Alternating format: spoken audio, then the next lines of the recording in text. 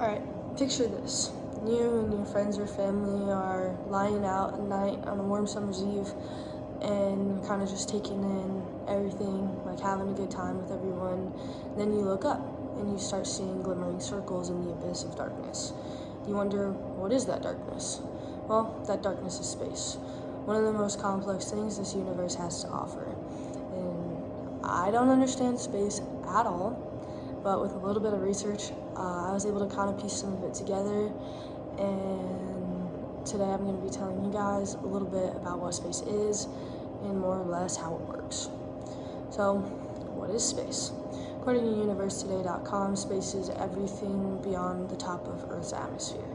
So that includes GPS satellites that orbit other planets, the moon, the sun, other stars, cosmic rays, dust, meteors, meteorites, comets. All this stuff is what makes up space.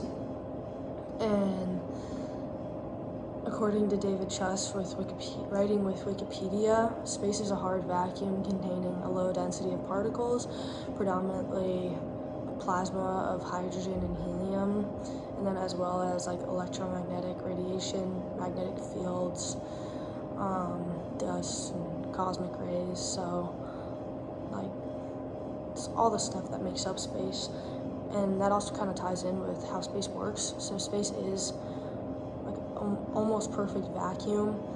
It's nearly void of any matter and has extremely low pressure. So in space, sound doesn't carry because there's no molecules that are close enough together to carry those sound waves and transmit those sound waves.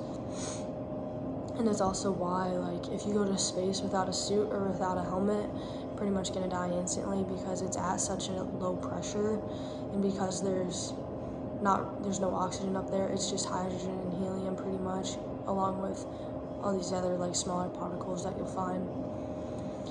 So I personally don't understand space and how it works, but Google does, and by using Google today, I was able to inform you guys as to a little bit of what space is and kind of how it works.